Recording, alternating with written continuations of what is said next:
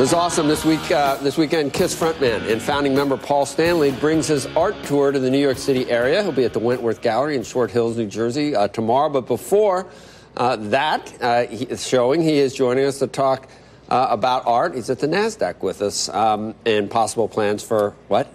A major Kiss tour? A major Kiss tour. A major Kiss tour, I would say, starts the end of January. And it hasn't been announced yet, so don't tell anybody. Breaking news. That's breaking news. Pretty amazing. Did your husband heard this already? I'm sure. He would be like Leisman with the Grateful Dead. I think he would follow you to every venue, probably. As many do. Kiss is very interesting at this point because it's almost become a tribe.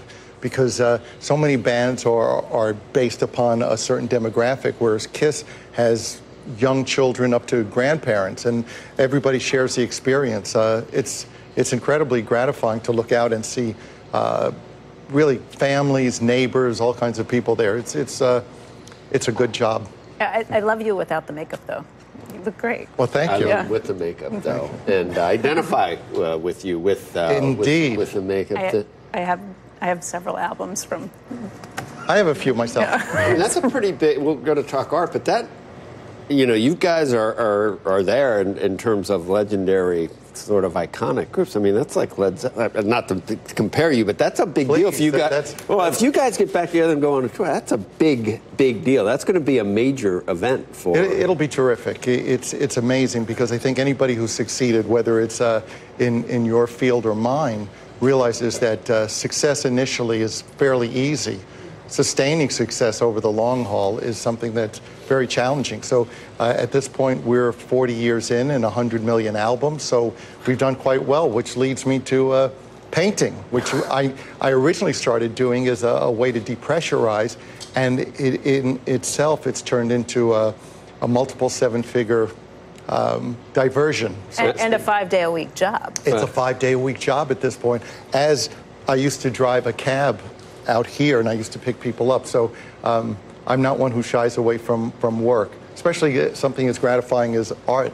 I was asking you off camera, but this started as a passion, yes, as a way to depressurize. Yes. Is it still that when you're doing it 5 days a week? Well, it's always uncharted territory, so I never know quite where it's going to wind up. And I tend to define myself by the challenges I take on. So to see a piece come to fruition, you look at something like this, which is fairly unique in that it's acrylic. It's a 2-inch thick piece of plexiglass, and I paint on both sides to create a 3D image. So to come up with these concepts and then execute them is tremendously gratifying, in the same way that writing songs or performing is. Did you have any training, or did you take any lessons along the way, or is it just feeling your way around? I guess I'm a punk impressionist.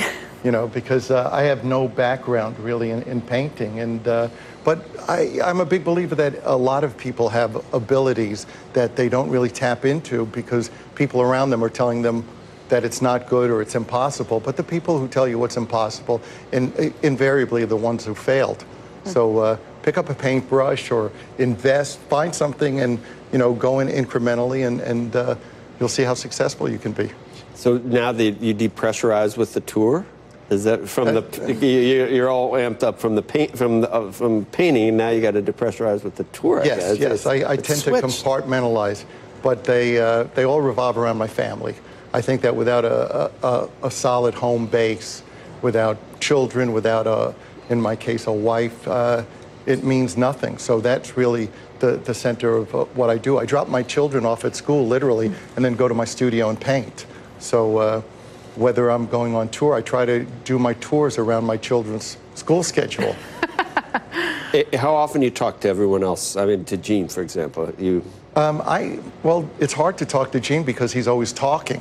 But everybody's back, and you'll be in full regalia for the. Yeah. Oh my God! This will be the biggest tour we've done, biggest show we've done, and interestingly, our drummer, who's currently in the band, has been in the band 25 years. Mm-hmm. So the lineup is great. Sometimes people say, well, why don't you have all the original guys? Well, it's like going to a baseball game and going, where's Babe Ruth? So the band is phenomenal. The show's going to be amazing. And meanwhile, I get to, indulge in my other passion, which is painting. And it's beautiful because it's really not something that's singular for KISS fans.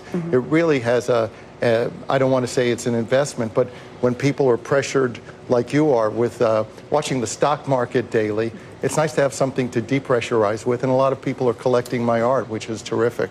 You said dabble and invest in things. Did you mean invest in stocks along the way? Is that something you do? Well, I think that, people can certainly, you can't learn to swim until you get your toes wet.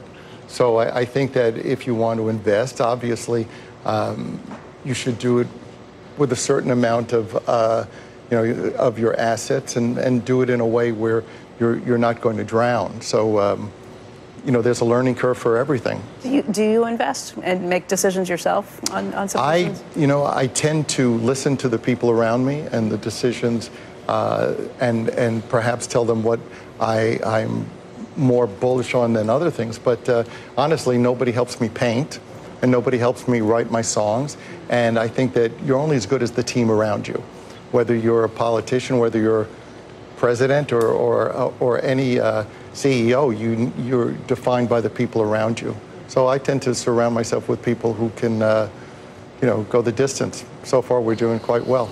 As for your paintings, these are two pretty different styles. The two paintings that we have here, and then this third piece. Yes. What do you find yourself more drawn to? What do you do more of? I would define myself as somebody who's fearless with color.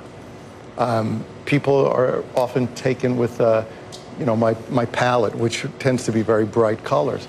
But that's how I define life. To me, life is an affirmation of color and vice versa. So the more color you see in a piece, I think it says something about how you see life. Yeah. So anybody that has talent can somehow, through social media, it seems like it's easier that way to break into what's a very tough business. But then again, it seems like it's harder to get paid for great things that you do. But it's very tough. When you're offering a service, and the people who are taking that service are the ones who are deciding how much you should get, that's the tail wagging the dog. So certainly in music we have a problem with it. Better or worse now than when you were starting? I don't envy anybody who's trying to make it now in music. It's just that pot of gold at the end of the rainbow isn't there for many. It can't be another KISS. Yeah, it's very difficult. And plus, at this point, you're virtually owned by corporations. You have a 360 deal where everybody's taking a piece of what you're doing. I think it's unfortunate. When we were coming up, record companies tended to commit to you for 3 albums, and they would nurture you and build you. Now, the people who are running a record company may last year have been selling, tires, and if your first song doesn't do it, you're out. So it's a different world out there, and I'm much happier to be at this point in my career than starting. Well, it's Quail. I don't know. He looks like yeah, exactly. He's over there bowing. He's not worthy. He's I don't think, has he been able to put a sentence together with you here at all? I can't imagine that he. Huh? The longest. Well, thank you. My pleasure. What about backstage passes? Is that well, there was a time where you had to earn those, but now I'm uncomfortable. Now I'm uncomfortable. But doesn't mean I'm not. No, I'm kidding. No, I'm not. Woo! Anyway, Paul, thank you. And we want to point out that he will be at the Wentworth Gallery at the Short Hills Mall this Saturday evening from 5 to 8 p.m. Eastern Time. Great to see you. Thank you so much for coming in. And thank you so much. Your works are beautiful. Thank you. Thank you again.